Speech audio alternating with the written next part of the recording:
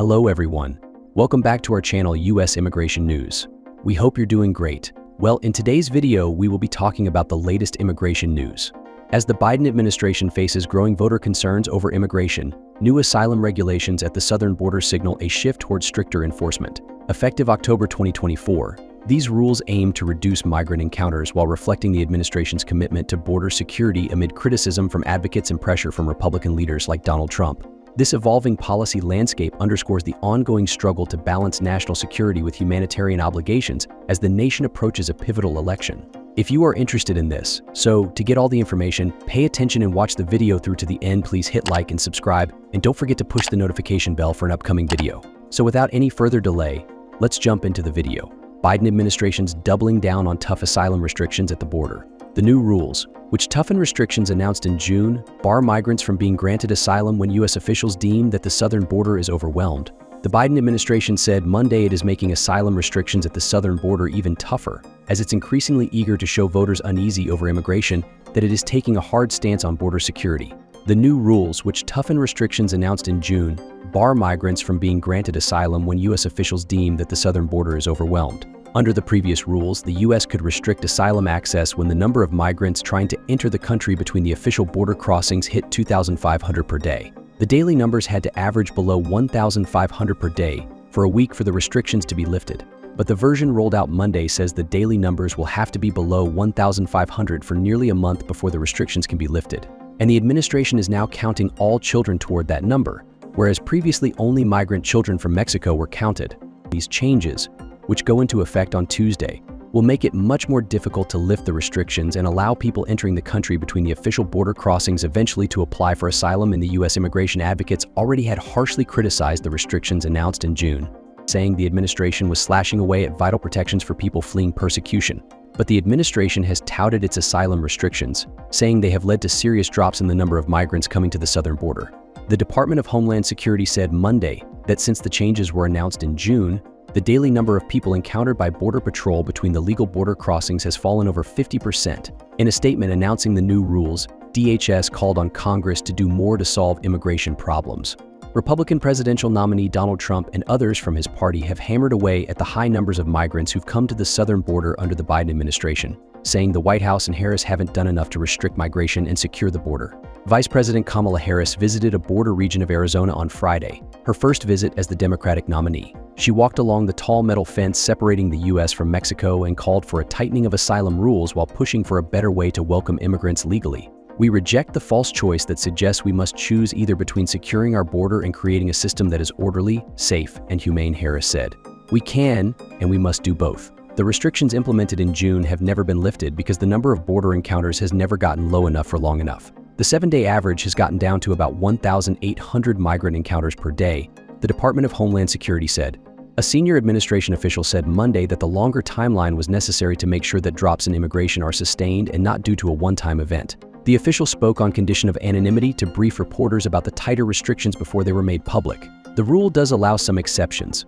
Victims of a severe form of trafficking, for example, would still be allowed to apply for asylum. The administration also allows people using its CBP-1 appointment system to apply for asylum, but those people must schedule an appointment on the app to come to an official border crossing point. The administration has tried to encourage migrants to use that app instead of crossing the border illegally. Naina Gupta, policy director of the National Immigrant Justice Center, called today's announcement short-sighted in addressing the challenges posed by migration and said it ignored the consequences of keeping asylum seekers in Mexico. Just measuring the success of this final rule based on low numbers is a political look at what is a challenging, complex policy issue that's not going away for the United States government anytime soon. Krish Omara Vignaraja, president and CEO of Global Refuge, called the announcement surprising given the significant drop in border crossings and said the Biden administration should look for a more holistic border policy. "It's reasonable to want robust systems in place to know who is coming into our country, and certainly the surges we've seen at the southern border have been unsustainable," she said. "But it's also important that the U.S. comply with us and international law, and that's where we firmly believe we need to continue to protect families who genuinely need and deserve our protection." J.D. Vance outlines immigrant deportation priorities if Trump is elected president. J.D. Vance spoke at the VP debate about undocumented immigrants and the priorities of Donald Trump's proposed mass deportation plan if re-elected president. On October 1st, the first and probably last vice presidential debate was held between the Democratic governor of Minnesota, Tim Walz, and the Republican Senator, J.D. Vance. During the debate, both candidates were questioned on several issues of national interest, including the current situation in the Middle East, climate change, immigration, the U.S. economy, abortion, gun violence, housing, health, the childcare crisis, and the 2020 elections. One of the issues that most worry American citizens is the immigration crisis on the southern border with Mexico. In this regard, J.D. Vance was questioned about the plan for the mass deportation of undocumented immigrants proposed by Donald Trump. In his response, he revealed which groups the administration will focus its efforts on first. J.D. Vance outlines immigrant deportation priorities if Trump is elected president. The Republican vice presidential candidate said that if the former president is re-elected to the White House, the Trump administration would first focus its mass deportation efforts on undocumented immigrants who have committed crimes. Vance said the Republican administration would begin deporting about 1 million of those people who have committed some form of crime in addition to crossing the border illegally. The senator was asked directly whether he would separate undocumented immigrant parents from their U.S. citizen children, but he dodged the question.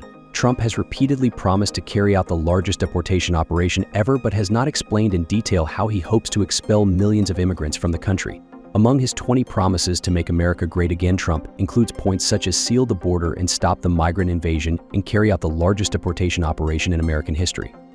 Some of the measures to address illegal immigration include securing the border, enforcing immigration laws, reinstating the Remain in Mexico policy in Title 42, as well as implementing the largest deportation program in history and stopping sanctuary cities. He has also proposed banning mortgages for undocumented immigrants. The U.S. will not renew humanitarian parole for immigrants from Cuba, Nicaragua, Haiti, and Venezuela. The U.S. will not extend legal status to 530,000 immigrants who came to the United States under the Biden program that protects them for 2 years. The United States will not renew the 2-year legal humanitarian parole granted to immigrants from Cuba, Nicaragua, Haiti, and Venezuela who arrived in the country under the sponsorship program known as humanitarian parole that was implemented to reduce crossings of undocumented immigrants at the border, the Department of Homeland Security announced on Friday. Instead, immigrants who came to the United States under that Biden administration immigration policy will be told to try to obtain legal status through other immigration programs, leave the country, or face deportation proceedings. More than 500,000 people of these 4 nationalities have entered the country under the program, which began in October 2022 for Venezuelans and was extended to the other 3 nationalities in February 2023. The decision, announced less than a month before the 2024 elections, coincides with criticism of the program by Republicans and their presidential candidate, Donald Trump, who also said that if elected, he would end it. The humanitarian parole program, which requires a sponsor in the United States, grants beneficiaries permission to enter and work legally in the country for 2 years. These 2 years were intended to allow individuals to seek humanitarian relief or other immigration benefits for which they may be eligible, and to work and contribute to the United States. Nariki Tudat, a spokeswoman for the department, said in a statement. The Joe Biden administration launched this program as part of its strategy to curb illegal immigration to the United States and imposed asylum restrictions on the border with Mexico. Some 110,000 Cubans, 210,000 Haitians, 93,000 Nicaraguans, and 117,000 Venezuelans have entered the U.S. under this program, according to the latest data provided by DHS. People from Venezuela and Haiti, who arrived in the country with parole before July 2023 and June 2024, respectively, have the possibility of applying for a benefit called temporary protected status. Immigrants from Cuba have the opportunity to obtain a green card, thanks to the Cuban Adjustment Act, a 1966 law that allows certain Cubans to apply for permanent residency while in the country. However, the nearly 100,000 migrants who arrived from Nicaragua through the program could find themselves in a particularly difficult situation. They will have no clear path to temporary protection and will have to obtain another way to remain in the country legally, such as asylum. DHS said it will continue to accept new applicants from all 4 countries. Similar programs exist for Afghan and Ukrainian immigrants that allow them to extend their stay. The recent asylum restrictions and the end of humanitarian parole for thousands of migrants underscore the complexities of U.S. immigration policy. While the Biden administration seeks to enhance border security amid political pressure, critics warn that such measures may compromise vital protections for those fleeing persecution. As the 2024 elections approach, the discourse on immigration will intensify, highlighting the need for a balanced approach that considers both security and humanity in shaping the future of American immigration practices. That is all for today in this video. What are your thoughts on this? Please let us know in the comments section below. Thanks for watching the entire video. Hopefully the information is useful to you. See you later in the next video. Till then, take care. Hello everyone, welcome back to channel US Immigration News. We hope you're doing great. Well, in today's video, we'll be talking about the latest immigration news. The Biden administration has introduced stricter asylum rules at the southern border, responding to rising voter concerns over immigration. These new regulations, effective from Tuesday, expand upon restrictions previously announced in June, now barring asylum seekers from entry when officials declare the border overrun. Under the new rules, the threshold for lifting these restrictions has increased. Daily migrant encounters must average below 1,500 for nearly a month, up from a week under the previous policy. Additionally, all migrant children will now count towards this daily limit, as opposed to only those from Mexico previously. Immigrant advocates have criticized these changes, arguing that they undermine crucial protections for those fleeing persecution. Despite the backlash, the Biden administration claims that these restrictions have significantly reduced migrant encounters at the southern border, citing a more 50% decrease since June. The Department of Homeland Security has urged Congress to tackle broader immigration challenges while facing continued pressure from Republicans, including presidential nominee Donald Trump, who argues that the current administration has failed to adequately manage border security. In a recent visit to Arizona, Vice President Kamala Harris called for tightening asylum regulations while advocating for more humane immigration processes. However, the DHS noted that previous restrictions have not been lifted because migrant encounters have not consistently dropped to the required levels. The administration has stated that the longer timeline for lifting restrictions is intended to ensure that decreases in migration are sustained rather than temporary. While the new rules allow some exceptions, such as for severe trafficking victims, critics argue that they fail to address the complexities of migration and may lead to adverse consequences for asylum seekers. Immigration policy experts have called for a more holistic approach, balancing security with adherence to US and international laws that protect vulnerable populations. Additionally, the administration announced that it would not renew humanitarian parole for 530,000 immigrants from Cuba, Nicaragua, Haiti, and Venezuela who had been granted temporary status under a program aimed at curbing illegal crossings. This decision coincides with rising criticism from Republicans, including Trump, who has promised to end the program if re-elected. The administration is encouraging affected individuals to seek legal status through other immigration avenues or face potential deportation.